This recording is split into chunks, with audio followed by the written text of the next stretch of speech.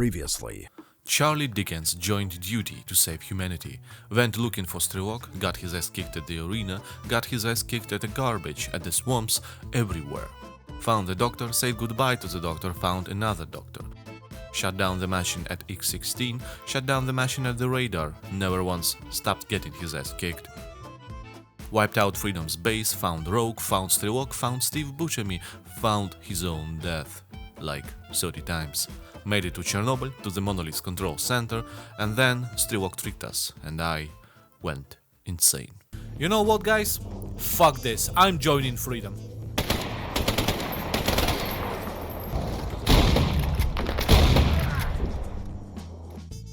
Wake up. Wake up, you shit yourself. I wasn't sleeping. Jesus, what a dream that was. After returning from our pointless trip with S.T.A.L.K.E.R to the center of the zone, I reported to the general and handed him S.T.A.L.K.E.'s flash drive, the one with the Trojans. I downloaded all of the general's spicy photos and leaked them online. And it seemed like finally, a well-deserved rest with vodka and canned food was ahead of me. But no. Suddenly, we are told that some preacher is wandering around the base, babbling nonsense about sins and the zone. Obviously, there shouldn't be any more crazy fanatics in the zone besides Duty and Monolith, so the general ordered us to gather some information on this guy and then show him why they call us Charlie Dickens. The conversation turned out interesting, on a spiritual level, I guess.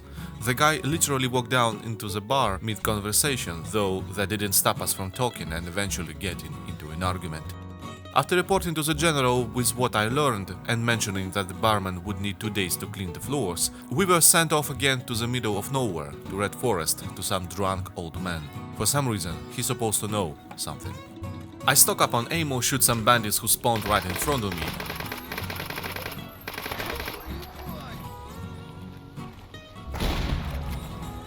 And wiped out some leftover Monolith fanatics. Eventually, we arrived at the old man's place, and judging by his answers, the last 2 liters of vodka had proven fundamentally incompatible with the concept of continued existence, and he appeared mere moments away from ascending into the great metaphysical category known as not alive anymore. He told us that recently some strange stalkers appeared in the forest, as if there were any normal ones. They showed up without warning and started killing everyone around.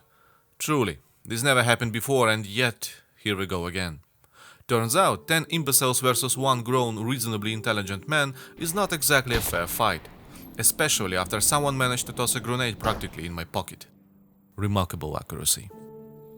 But after overcoming this minor inconvenience, we found the corpse of their leader and recovered his PDA. They weren't here for a barbecue by the Anomaly, they were looking for some stalker hiding out in the mines. And when we finally found the stalker, it turned out to be none other than Stitch himself. Amazing how fast time flies. Feels like it was just yesterday that he, Rogue, S.T.A.L.K.E.R and I were storming the Chernobyl PP together. And now here he is, sitting alone in the cave, listening to Monolith's radio broadcast. No hello, no how you been. He just immediately asked me to haul my ass all the way to the truck cemetery to find a tiny decoder using an RF receiver. And really, who else but me? Turns out, those bastards from S.T.A.L.K.E.R are in control of some super-duper top-secret facility up north, near the nuclear plant, the one that apparently controls the emissions. Finally, it's in a good hands, right? Whew. After finding the damn thing and handed it over to Stitch, we head back to the base to report to the general, when suddenly, good old Monsignor Emission decided to remind everyone of his existence. The nearest shelter, of course, was already occupied by a charming mix of bandits and freedom boys. Nothing a couple of frag grenades couldn't solve. We reported back to the general about a job well done, and then, surprise, surprise, our base came under attack. Well, at least I won't have to go hunting for these bastards all over the zone. Let's show them how we do things here. Okay, this time for sure. After harvesting the bountiful loot from the freshly deceased, we headed back to brag to the general about our achievements, only to find out we weren't done yet. 2 large scene squads had attacked Lab X-16 and the Brain Scorcher, trying to bring the Psy meters back online. Given our limited resources, an entire duty army would be sent to handle one of these locations. As for the other, well, something far scarier was going. Me.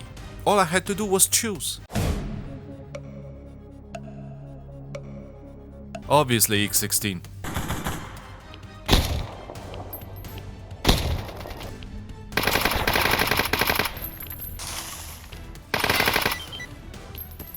It was a tough fight, but after clearing the surface I went back down through that cursed hole in the building and turned the lab into tomb once and for all. Not on the first try, of course. Hello, darkness, my old friend.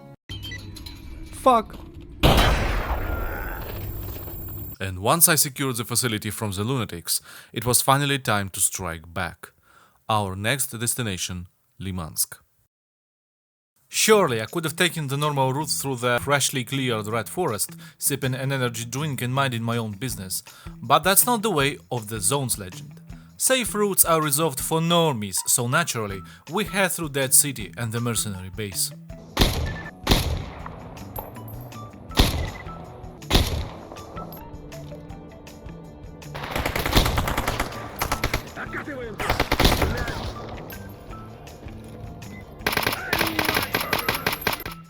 Gentlemen, you are absolute morons. Who the hell hires you? Who the hell pays you money?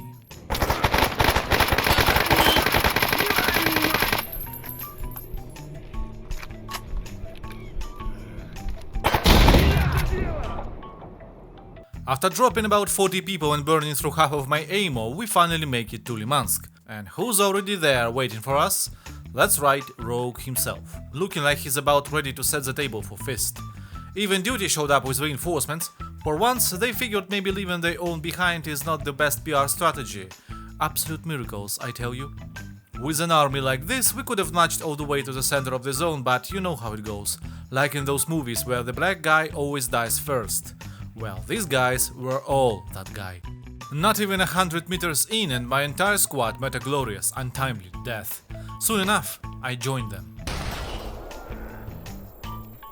The second attempt didn't do them any favors either, but this time I survived, and that's really all that matters. Lobbing grenades to smoke out these masturbators, I methodically pushed deeper into the town. As expected, I found trouble faster than my trigger finger could keep up. In a moment of sheer tactical brilliance, I decided that an old fridge, conveniently abandoned in the middle of the street, would be my salvation.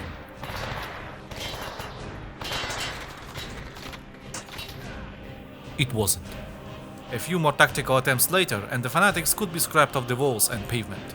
I went back to Rogue, grabbed my payment from the general for wiping out Sin's top dogs, and tried not to think about how much of it Rogue probably schemed for himself. And then he showed us a prisoner. Where this prisoner even came from is anyone's guess.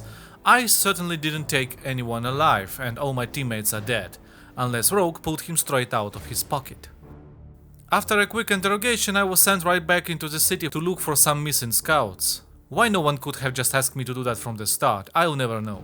Why do I always have to run back and forth like this? But no need to rush. First, we headed back to base to resupply, sell off the loot, and catch our breath.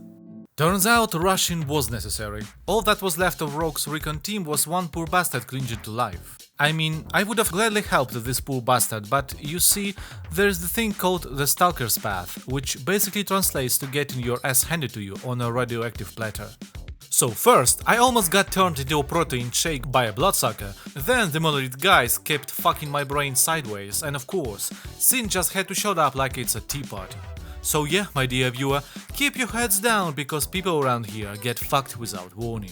Now I need to find some tiny SPDA which, judging by the situation, our brilliant recon guy decided not to shove in his pocket, but instead launched into a black hole. Zone, I beg you, please don't tell me it's clipped through the textures. Please, Oh, there it is.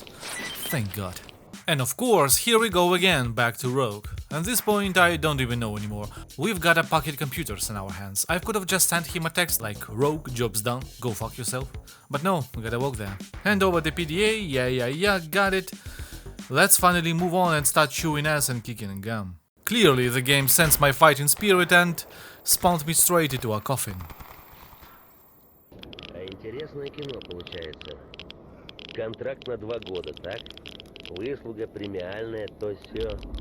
Только не помню я никого, кто эти 2 года до упора... Ёп. Неужто вляпался? Are you okay in the head, buddy? Clearing out the construction site from the last remaining brain donors, I was forced to move on alone, because apparently a shallow ditch under the fence is an insurmountable obstacle for my companion.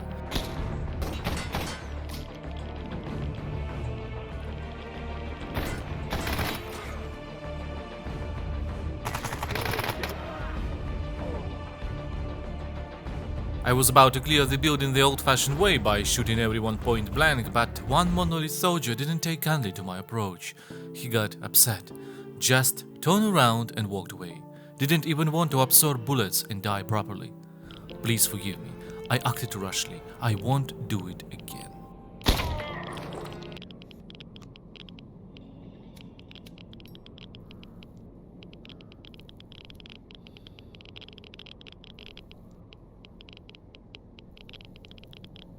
I am a horrible person.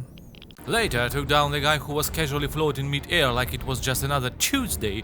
Then another corpse started spasming across the map like someone tossed it into a blender full of angry snakes.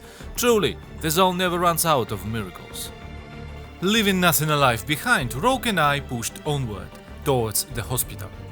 Our arrival was met relatively quietly, aside from the machine gun nest that turned me into a Swiss cheese in under a second.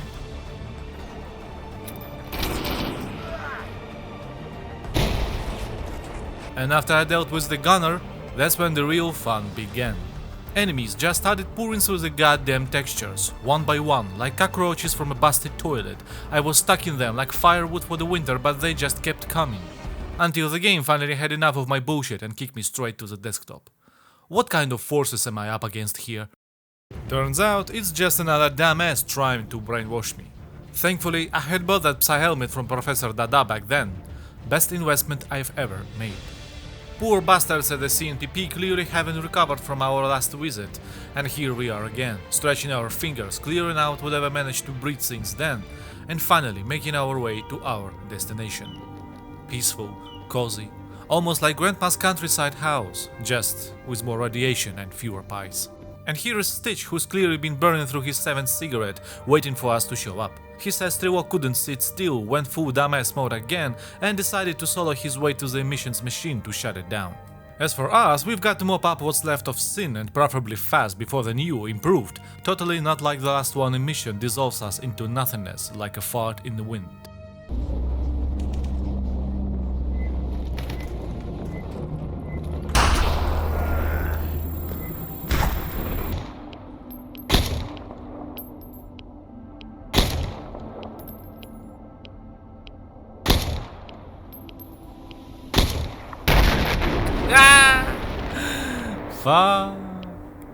Through laughter and tears, we finally took down our enemy.